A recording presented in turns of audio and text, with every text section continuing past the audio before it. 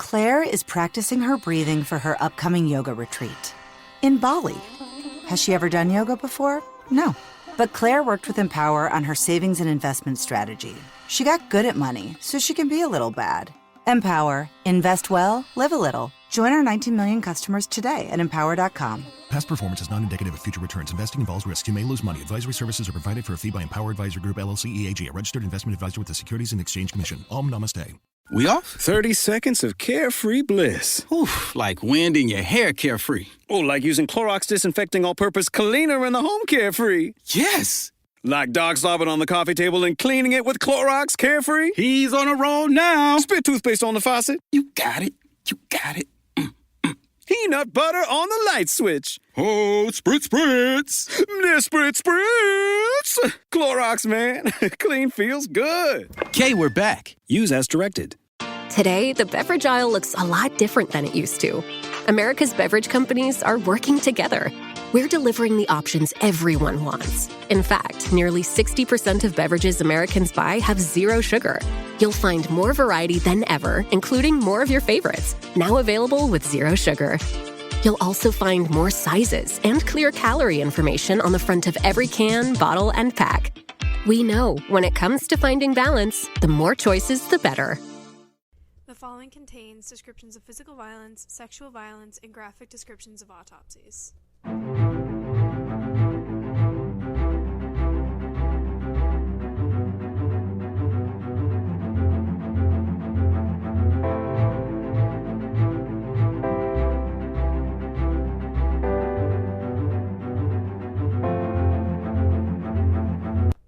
Hey listeners, welcome to episode 82 of TGIC Podcasts. I'm Jillian. And I'm Izzy. And we're coming to you live from my college apartment. Whoop whoop. We're not on video though, because I don't have a tripod and like the angle just wasn't... It was not giving. So we're like sitting on my bed. I do wish we had a video because like we are in a different location. I think that's kind of fun. Yeah. But yes, we are coming to you live from my apartment because Izzy is back in Georgia visiting. I am. She's I'm so visiting happy me. to be here. I'm visiting her. Yes, we have been hanging out. What did we do today? We've done so much today. We got Japanese food, Mhm. and then we went shopping. No one cares, but I'm telling you anyway. We went to so many fun little stores in Athens. Yeah, we went to some fun little stores. We got matching bracelets. Peridot. Oh, thank you. I was gonna ask what the crystal was. Yeah, they're it's green. For opening new doors. Yeah, we both need some new doors open. I liked that. I liked the vibe of that. Yeah, I did too. I was drawn to it immediately. I saw it. I was like, we need to get that. But we used to go to this crystal store in Atlanta in high school like all the time, and we got like one of the first crystal bracelets I bought. I had so many at one point, but we both bought these like matching carnelian bracelets, and that was such a good time, and like it was such a good time. It was a good time to get that, and I liked what that gave. So I was like, I think we need more matching crystal bracelets. Yeah, no, we're claiming that energy in 2025. Yeah, that felt special when we did that then. So I was like, this is what we need to do it now. New door energy. Yeah. So yeah, we went to some stores, and then we got Dunkin', and then we went to Trader Joe's because we got food because we're gonna chef it up for dinner. We are. I'm so stoked. We're making Izzy pasta. We are Izzy pasta, which is really just like pasta with tomato and mozzarella. But it's delicious, and that's what Izzy used to good. eat every single day for lunch sophomore year of high school when we did like Online COVID school. Literally every day I had what I just said. COVID school. Pod schooling. Yeah, pod schooling. But Izzy used to like make that every day, so we're having Izzy pasta for dinner. Yeah, and I'm so stoked. I haven't had that since sophomore year.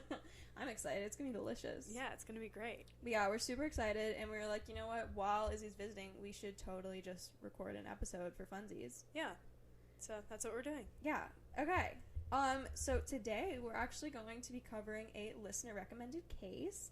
So thank you, Gabby, for sending in this case. If you guys ever want to like recommend a case, like I've said this before, but we have a form. It's linked on our website and our Instagram, and you can also just like send us an email. I think this one came from an email. I love getting everyone's emails. I'm sorry if I don't reply very fast. I do my best, but we see them. We do see them, and I do reply eventually. Yeah, it just might take us a bit, but I think it's funny see everything. Like, sometimes I'll reply within like the 10 minutes they were sent, and sometimes it takes me a while, but it just depends on what's going on. But I do always reply. It just may take a second. And we do always see them. And we always appreciate them. We always appreciate them. We love hearing from you guys in reviews or in comments on Spotify. I love comments on Spotify. They're so fun. They're literally so fun because I get notifications when people do them too, and so sometimes I'll just see them. It's kind of like getting a text, but like about my podcast. I'm like, this is so cute. I love this. No, it's so fun, and I love hearing everyone's thoughts. It's so fun. Yeah.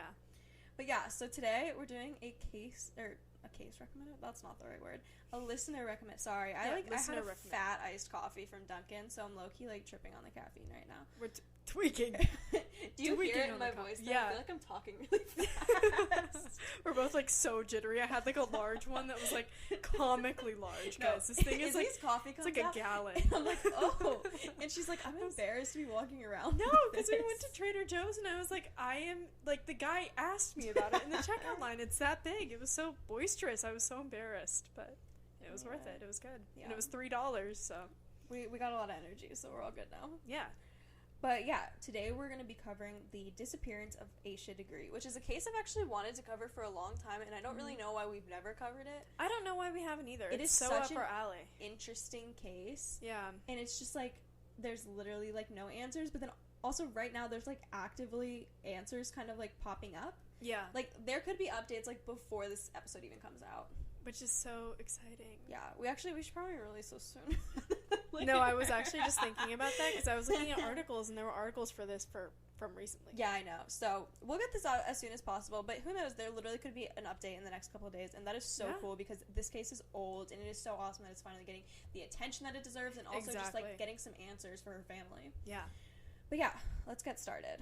So, Asha Degree was born on August 5th of 1990 to her parents Harold and Aquila Degree. Asha had one sibling, a brother named O'Brien, who was 1 year older than her. She grew up in Shelby, North Carolina, which is this like suburban community that's outside of Charlotte, North Carolina. According to her parents, she was a fairly like sheltered kid. She was only 9 at the time of her disappearance. So she was itty bitty. Like, she was like young. a little kid. Yeah. She spent most of her time with her family, at school, or at church, or playing sports. The family did not have a computer, which also, it was like 2000, so I don't really know how common or not common that was, but I know it was like important to her parents that there was no computer in the house. Yeah. Like, I know that was like a factor because like her mom like did not trust people on the internet, which is so valid. Cause that is so valid. Every time I hear stories, even, I mean, obviously the internet's a whole different thing now, but even like early internet, like low-key gives me the heebie-jeebies, like, and I don't know why. I had too much access to the internet when I was younger. Yeah. I think a lot of people in our generation, like, who were born in, like, early 2000s, like, that was when people didn't really know how open and, accessible things were on the internet, and, like, parents didn't know that much about the internet. People could actually, like, get on the dark web. Like, easily. Yeah. So it's, like, I don't know. So, like, I don't blame, like, it makes perfect sense that her parents would be, like, very not wanting a computer for their kids. Because even now, like, I mean, now there's, like, the internet's a whole different thing, but obviously there's, like social issues. Media like, and stuff. There's so many issues with it. So, like, the fact, like, then there wasn't phones. So, like, it was very within their control to keep their kids off the internet. Yeah, because so it's just like, oh, you can't go on the big iMac in the kitchen. I hella respect her parents for not having a computer at their house. So she didn't really have any access to the internet, at least at home. Like, I don't know what she had at school, but even then it was, like, it was 2000 at, like, elementary school. Like, how much access to an internet I don't think they had? Like, the most you would have is, like, a computer lab. But I don't even think that was a big thing then. Yeah, and even then, like, what was she doing? Like, PBS Kids games? Yeah. Do they even have those? That's what I did. And that's was, what like, I was doing. Circa, like, 2010, I was on, like, the PBS Kids games, like, the Wildcrats games. Oh, my God, yeah. Anyways. Yeah. But, so she had this, like, more sheltered lifestyle. She really didn't do... But, like, that's, like, most kids. But also, I think her parents were very, like... strict about it. Strict and, like, supervising of her. Like, she wasn't allowed to just, like, wander. I think she did let herself in after school with her brother because her parents were working. But I think, like, she was a very good kid. And, like, while a lot of kids might not have been accepted of this, like, more sheltered lifestyle, she was, like, really okay with it. Like, she...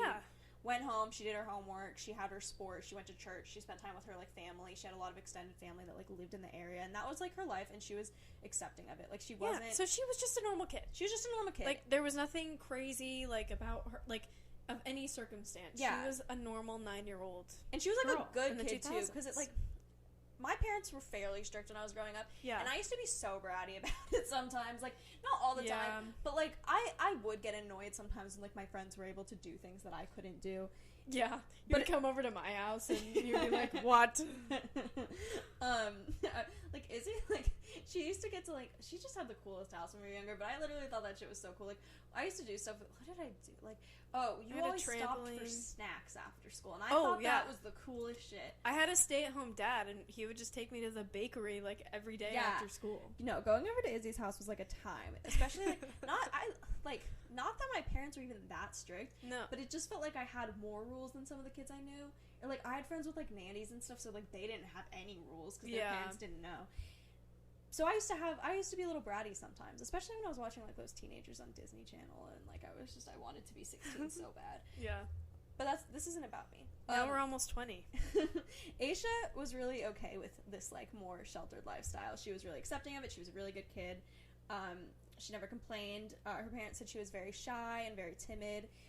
She was also super scared of the dark and storms and dogs, so she was, like, not likely to, like, go places or want to go, like, places alone because she had really big fears of those things. So at the age of 9, Asha was this really good student, really good daughter, and she was the star point guard on her basketball team. Okay, Miss Girl. Okay, so I'm gonna get into the timeline a little bit. So Sunday, February 13th, 2000, during the day, Asha went with her family to church, and then they went to her aunt's house. While there, she saw a lot of members of her extended family. They all had lunch together, and they spent, like, the afternoon together. And it was right before Valentine's Day. It was February 13th, and she got some Valentine's Day candy from her grandmother. So, yeah, just, like, a fun afternoon day with her family. So they end up going home in, like, the evening. They leave to go home, and then Harold, who's Asha's dad, he goes to work at his second job, and then Aquila, who's Asha's mom, she took Asha and O'Brien home. Okay. So at 8 p.m., this is, like, normally, like, when they, like, start their nighttime routine, and normally the kids, they would have baths, and then they'd go to bed. But that night, there was this car accident. It was storming really bad. There was a car accident in the area, and it knocked out, like, all the electricity.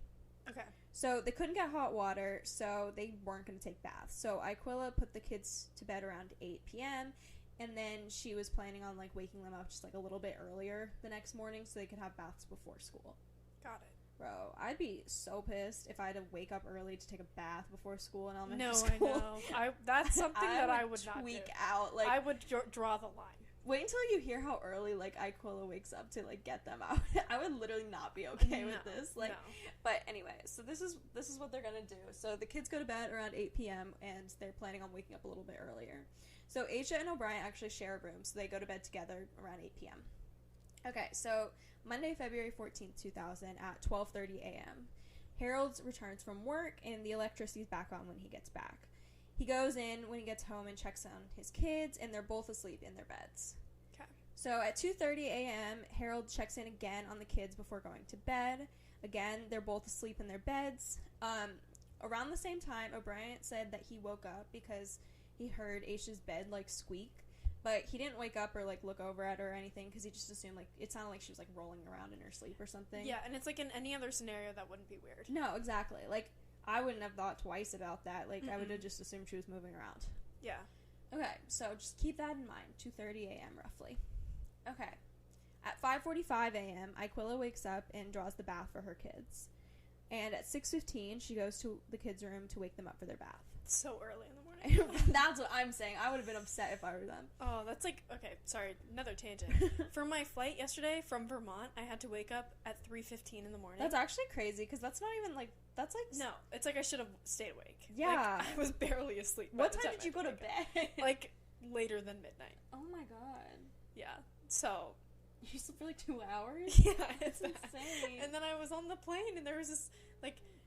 little woman with her child sitting next to me, and I kept, like, falling asleep, and I was so twitchy for some reason, and I was like, she thinks there's something wrong with me, probably. I'm so embarrassed. And I, like, had my hood up. I was like, I promise I'm not a tweaker or anything. Like, I just haven't slept. That's insane. That's, like, literally, like, that... 3-something in the morning is still, like, the nighttime. Yeah. That's not, like, the early morning yet. No, that's... Early like, morning doesn't happen for me until, like, 4 a.m. Yeah, no, like, my roommate had not gone to sleep when she drove me to the airport. Are you serious? Yeah. Oh, my God. Yeah. That's, like, valid, though. Like... No, like, it was 3:15 in the morning when she came into our room. Wow. Yeah. Damn, that's early. Okay. So, back to the story. Yeah, back to the story, guys. Sorry, guys. 6:15 a.m., Aquila goes to the kids' room to wake them up for their bath. O'Brien is asleep in his bed, but Aisha is gone. Aquila starts looking all over the room. Sometimes Aisha used to like sleep like on the floor kind of next to O'Brien's bed. She wasn't there. Okay. Then she starts looking all over the house, and she goes outside and looks at their cars. Aisha's nowhere. She's just not on the property. So she tells Harold, and he suggests that maybe she went to her grandmother's house that's like right across the street. So they call her, and she isn't there either. So then they call Aisha's aunt, who lives in the area. I think it was the one that they were at lunch at her house the day before. Okay. And Aisha is not there either. So Aquila then calls her mother. She's panicking, and her mother is like, you need to call the police and report her missing. So they go ahead, they call the police and report her missing. Okay, so on to the investigation a little bit. So the day of, at about 6:40 a.m., this is February 14th, police arrive at the Degrees' home. Police dogs searched the property for Aisha's scent, but could not locate her. Around 7 a.m., Aquila went through the neighborhood searching for Aisha, waking neighbors on the way. Throughout the day, family and friends came to support the family and help search for Aisha, but unfortunately, by the end of the day, they'd only found like a mitten, which didn't even belong to Aisha. However, 2 people who saw Aisha on the news called to report sightings of her between 3:45 and 4:15 a.m. A motorist saw her walking south along Highway 18, which was over a mile from her house. She was dressed in a long-sleeve white shirt and white pants, which was not the nightgown that her mom said that she had put her to bed in. The motorist circled near her 3 times to see if she needed any help, because he found it, like, obviously strange that a young girl was out alone on the side of a highway at 4 a.m. during a storm, mind you. Remember, Aisha's afraid of storms in the dark. Okay, also though, low-key, the motorist is stupid as fuck, because how would that not terrify a little girl walking alone that he's circling her 3 times? Yeah, that's actually kind because of if that scary. was me, I would have run too. Like, I would have, yeah.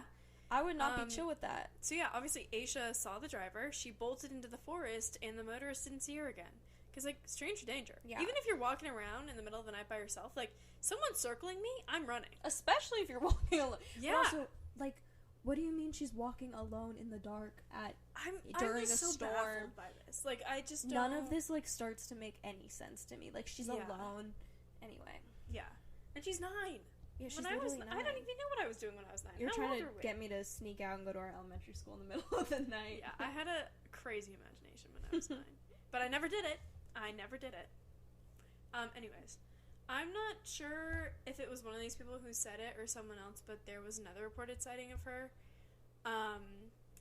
Just, like, at the same time. Around, like, February 15th, or not around, on February 15th, candy wrappers were found in the shed of a nearby business along the highway near where they believed Aisha had been seen running into the woods. And this actually was interesting. I didn't write this down, but the lady who found them in the business said that it was like 2 days later, and she had found like other things in the shed, like other belongings, and then they went and searched again and they found the candy wrappers. And these candy wrappers were confirmed to be the same kind that she had received after a basketball game the week prior, further confirming their suspicions that Aisha had been there. These wrappers were accompanied by a pencil, green marker, and a yellow Mickey Mouse hairbow, all of which belonged to Aisha. And circling back to the sightings, someone had reported her getting into a green van, apparently, which will come into play later on. This is just, like, weird. It's like there's, like, these sightings of her, and then there's, like, almost, like, there's, like, a paper trail. It's, like, candy wrapper trail. Yeah, no, literally. It's just so weird. I don't know, like, and also her packing candy. I mean, that's, like, a kid packing. That's such a kid, like, that's a kid packing. Like, that's, like, she packed her own bag. Yeah, and it's just so, I don't know, like, that's just so fascinating and weird, and, like, I don't know.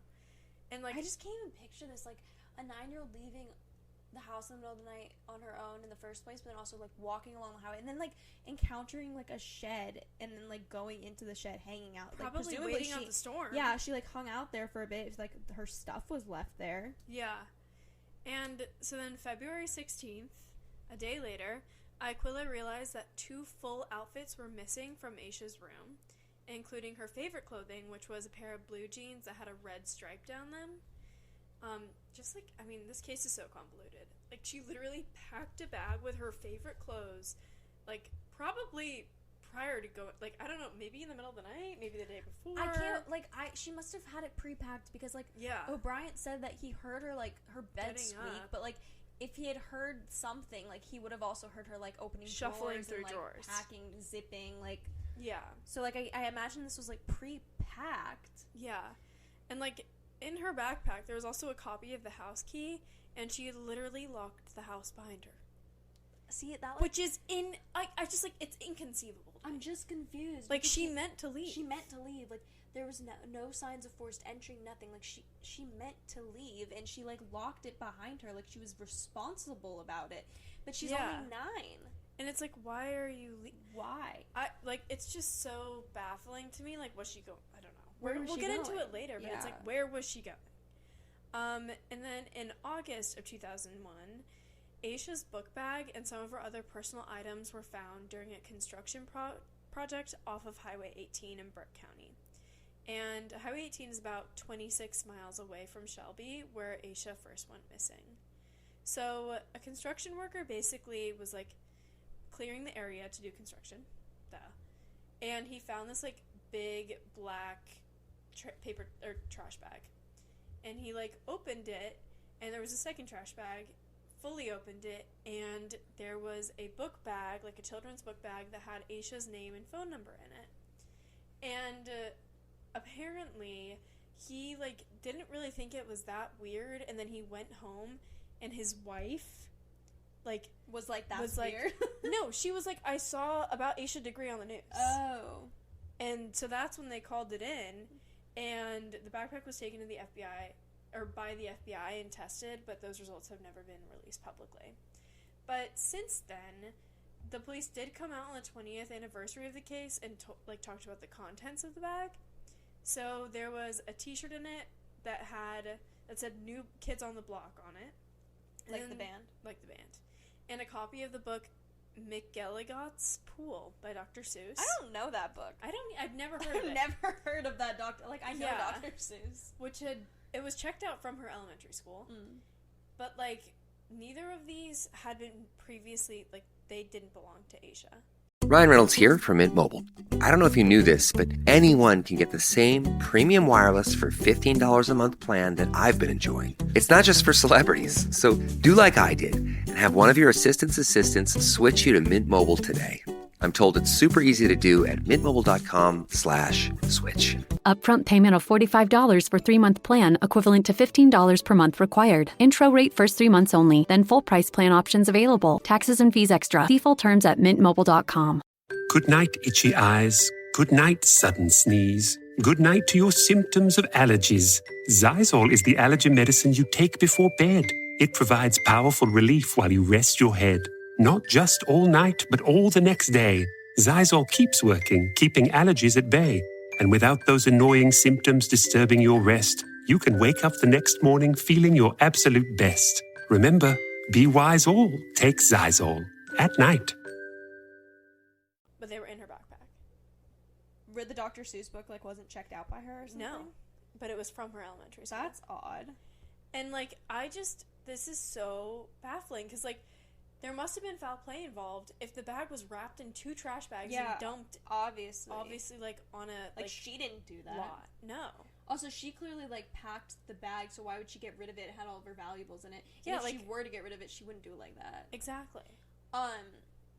Why... I'm curious about, like, the book not belonging to her, but it being from her elementary school. I know. Because that's some, like, weird coincidence that, like, she had her friend's book, library book or something. But or then did also, she find it? Like, why does she have a New Kids on the Block t-shirt if that's not hers? Like... Yeah, and it's, like, I don't know, like, packing a book and, like, candy and outfits is, like, she was planning to go somewhere. Yeah. Like, that's, like, I don't know if she packed that book or if she got it later, but, like, that gives, like, intention that she was planning on going somewhere. Yeah. I don't know. Like, she packed more than one outfit. Yeah, and it was her favorite outfit. Yeah. Okay, so I'm going to get into some of the theories, and then we're going to do suspects after, which is a little bit different than what we normally do, but we're going to try this out. So, the first theory that we have is that Asha was lured out of her home by someone, So from the start of the investigation, it was very obvious to police that, like, no one broke in and entered the home. There was just no signs of forced entry. The door was locked, meaning someone with the key left and, like, locked it behind them. Nothing in the house was disturbed, except for the fact that there was, like, her missing clothes and backpack, and Aisha was gone. But, like, other than that, there was literally no disturbances. No one heard anything. Like, it's so bad. It's so, like, no signs of forced entry. Nothing. Yeah. And the door was locked. It literally was locked. Yeah. Like, so like she locked it behind. Yeah. Like, likely, Aisha just, like, left on her own accord, but why? So it's possible that Aisha could have met some sort of predator who convinced her to leave her home in the middle of the night and, like, meet up. And this would kind of explain what led her to, like, leave her home alone in the dark during a storm, which is, like, something she's terrified of. Like, maybe she thought because she was meeting somebody. Like, she had to. Yeah, like, and, like, she wouldn't be alone in the dark in the rainstorm for long if she was meeting someone. However, it just seems unlikely to me that she would have even encountered a predator. Like, her parents said, she had this, like, very sheltered life. She really only went to church and school and spent time with family. So it's like, was it someone she knew? Well, that's what I was going to say. Because, like, okay, so the family didn't have access to a computer, so it's not like she's meeting anybody online. Yeah. Which is, like, I feel like something really typical that we see in, like, child abduction cases and, from like, this runaways time. And stuff like that. Is that they met someone online. But she didn't have access to the internet. Like, no way she was in chat rooms on her, like, school's computer. So I just, like, I think that no way it was someone online. Yeah. And so it's, like, possible to me that she could have met someone, like, at school or church, at, like, some sort of adult in one of those settings that lured her out. But I think that would have been revealed by now. I feel like it would have been... I think it would have been too obvious if there was some sort of adult in her life that, like, had... That she had a connection with. There was, like, a special interest in Aisha and, like, had some sort of, like, odd relationship. Because even, like, at this point, her parents have been literally searching for so long. They've been so, like, helpful to police, like, giving any information It's been so publicized. Yeah.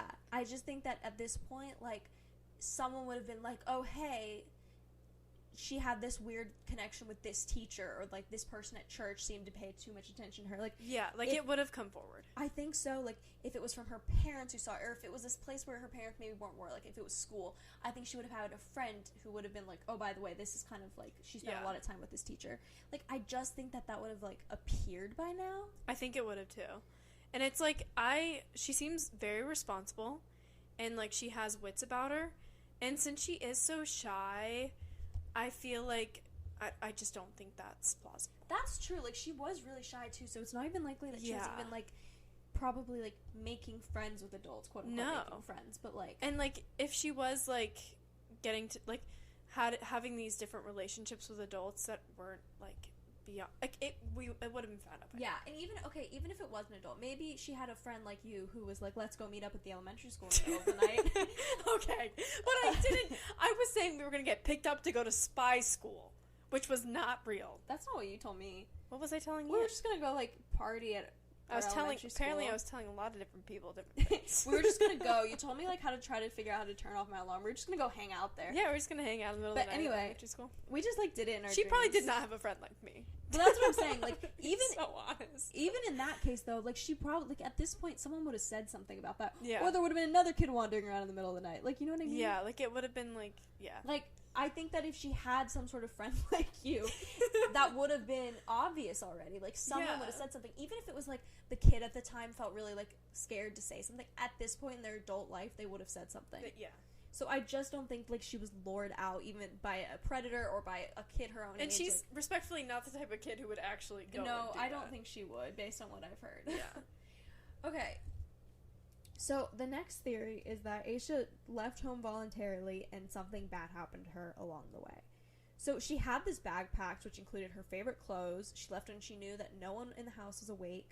She'd locked the door behind her, and she was seen walking along a route that she would have been familiar with. That was, like, her old bus route. Okay. So it seems, like, really likely to me, and I think to a lot of other people who know about this case, that she left on her own. But no one can figure out why. And, like, we kind of just dismissed the idea that, like, someone lured her out. Yeah. It just doesn't seem likely. So there is this theory that suggested that she was just really upset about a basketball game that her team lost a few days prior. Like, you wouldn't run away from her. Yeah, okay, that's the thing. I was going to say, like, everyone on the team was apparently sad about it. Apparently it was, like, the first game that they lost this season, and they were just all really upset.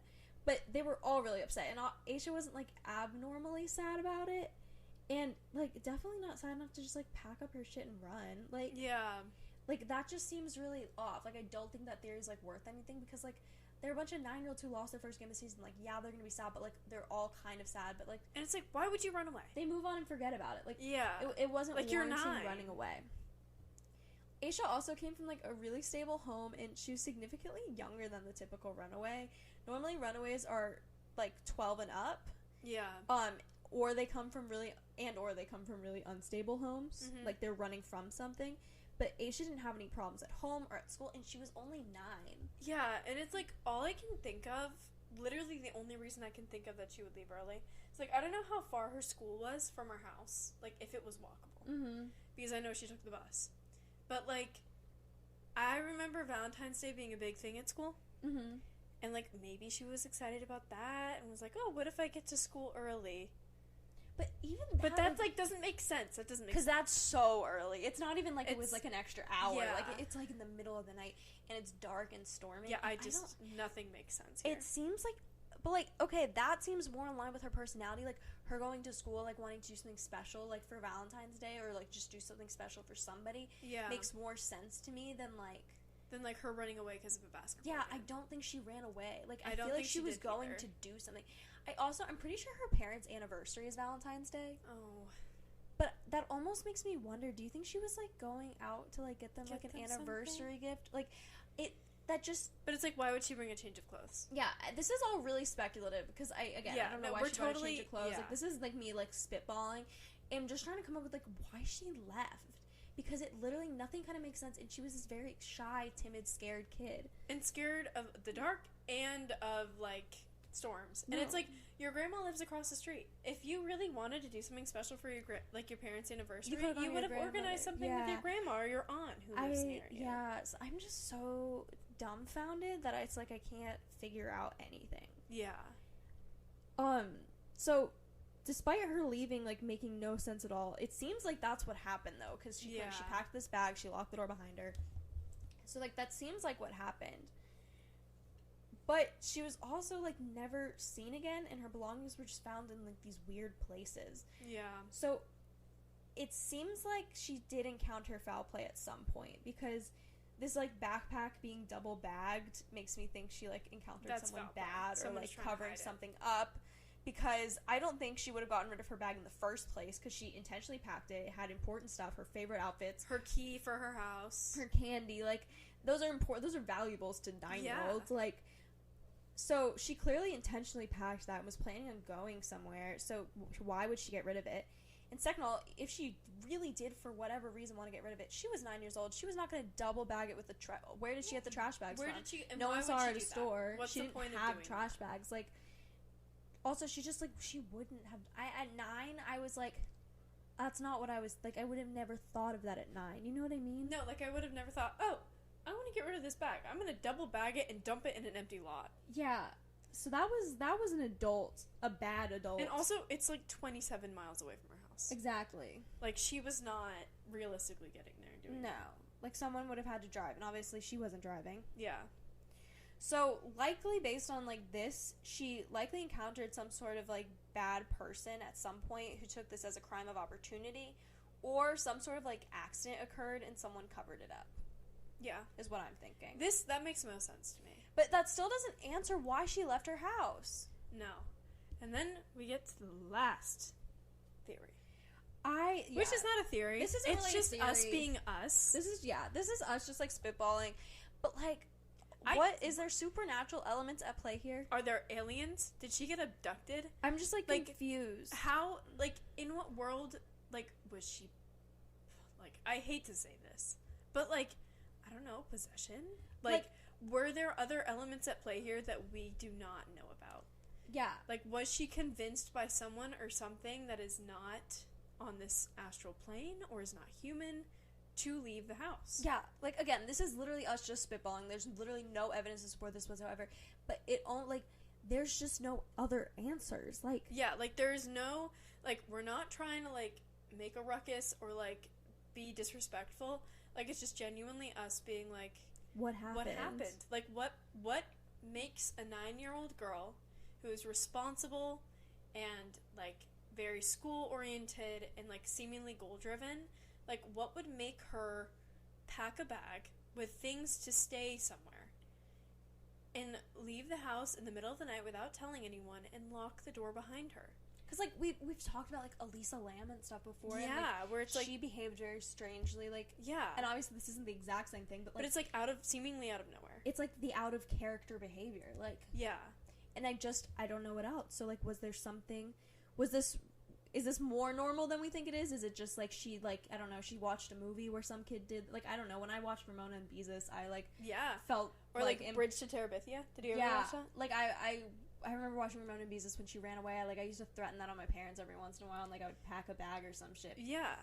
So, like, maybe she just saw a movie or a TV show and some kid did this, and so it's more, like, simple than we're thinking it is, but or it's, like, maybe it's beyond, like, I don't know. Yeah, it might be beyond, because it's, like, her parents monitored, seemingly, a lot of her content intake. Yeah. You know what I mean? Like, I don't think that she was, like, accessing content, whether that's from TV or books or whatever, that would, like, make her want to do this. I know.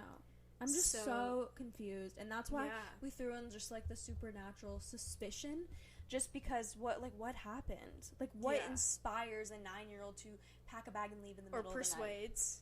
Persuades. Yeah. Persuades is a better word than inspires. No, I think inspired or persuade works, because it's just, like, was there something else involved that we don't know about? Yeah. Okay. Now into actual suspects, beyond the supernatural. None of these, by the way, this is why we separate into theories and suspects, because none of the suspects explain as to why she left. Yeah.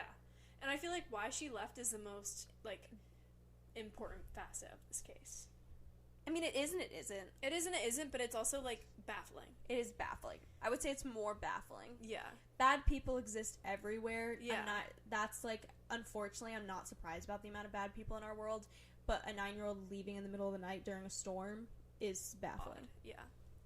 Okay, so the first suspect is going to be Marcus Mellon. So that is, like, not a real name. I just had to say that. That is an insane name. Not real.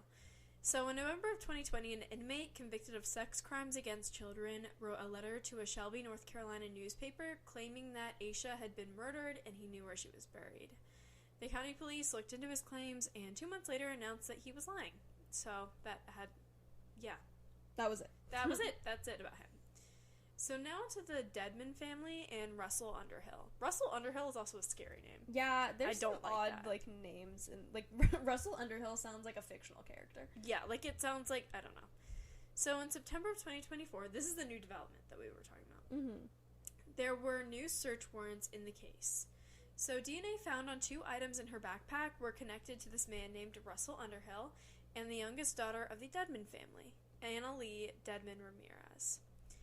The Dedman family owned a lot of properties, and Russell Underhill lived in one of the assisted living homes that they owned. He was also close with the family, and Roy Dedman, Annalee's father, was listed as his emergency contact, which is kind of weird. I think that's odd, too. Like, I get that he, like, lived in one of their properties, but that almost seems like a reason, like, why he shouldn't be listed as, like, an emergency contact. Yeah, exactly. Like, isn't he just, like, his, like, landlord? Yeah. Yeah, I don't know. Maybe he just had literally nobody else in his... I don't know. So Russell died in 2004, so he couldn't be questioned about this. But in the past year, Roy and Connie Dedman and their 3 daughters, Lizzie, Sarah, and Annalee, have all been named suspects in Asha's disappearance. So there's a story that kind of incriminates Lizzie, and the rest of the family is suspected in knowing about / concealing the crime itself. I think this story is, like, insane. Yeah, it's wild. So at a party shortly after Asha's disappearance, 16-year-old Lizzie allegedly confessed to killing Asha, and her younger sister, Sarah, yelled at her to shut the fuck up. Which, I also heard that apparently Sarah was, like, soft-spoken, and, like, that was weird behavior. No, I, like, heard that, too. Like, the guy who, like, told the story, he was, like... First of all, they're at, like, a high school house party. Yeah. So, like, this is, like, an odd context. And apparently Lizzie was super drunk, and she goes, I killed Asha Degree. And Sarah, like, who is normally very quiet, soft-spoken, like, shakes her and is like, shut the fuck up. Which is, like, and, like, not in a joking manner. Yeah. So, Lizzie has done a polygraph during the reinvestigation, which found that she was lying about information regarding Asha's disappearance. Apparently, she also used to drive a green van, which was like a vehicle that it was similar to a vehicle that Asha was last seen getting into, And this green van was used to transport people between the assisted living home and the hospital. So often, like, Lizzie would, like, drive this car at weird hours. Yeah. So since September, there have also been a lot of, like, sketchy texts among the family, which makes them seem suspicious as well. And these texts are really crazy. Like, if you look into them, like, they're wild. Yeah. It's like a series. I didn't think we needed to necessarily include all of them, but you can, like, look them up on your own if you want. But it's basically just, like, amongst the sisters and, like, I think... And an ex-husband. I can't remember which sister's ex-husband. But just, like, they sound incriminating. Like, they're talking about this shirt. And, like, their dad telling them to not do stuff. Yeah. But then, like, the comments about the shirt make me think of, like, the New Kids on the Block shirt. Yeah. Because they were talking about how, like... What were they saying? Like, how it wasn't... It was, like, it was theirs or something, and they found it. Like, I don't know. But that makes me think, because, like, obviously, they said that shirt's not Asha's, and then if they were trying to get rid of it, maybe it was, like, for some reason incriminating that shirt. They were wearing it at the time or something. So, like, obviously, this is still an active investigation, so we may get, like, real answers soon. Like, there could be, like we were saying earlier, like, more updates in the next few weeks.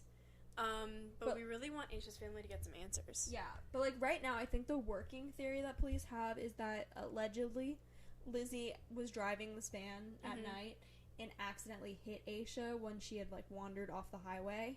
And the family, because Lizzie was only, like, 15 or 16 at the time, they helped her, like, cover it up. What that doesn't answer for me, though, is, like, the DNA was found on Annalee's DNA was found, and she was only, like, 13 at the time or something. So why would she be involved? So why would she even be involved? But that just seems weird to me. But she's considered a suspect, but she seems awfully, like, young to be considered in this. Yeah, and but also, like, where does the like, assisted living guy play? Because, like, how did his DNA get there? Like, was that just some sort of accident, or was he actually involved? Because, like, if he lived in an assisted living home, like, how much was he actually capable of doing? Like, yeah, that's where I'm a little lost, mostly just because, like, it's not like he was just, like, old. Like, he lived in assisted living, so, like he needed assisted living. Yeah, was he covering up a crime? What is he doing? Why is he helping that family? So that's, like, the two people that they located the DNA of, like, just, they seem like the oddest, the two least likely to have the DNA. Yeah, like, how are they involved? And then there's, like, this story, and, like, Lizzie and Sarah seem more implicit in the case, and then, like, obviously their parents probably covered it up. Yeah.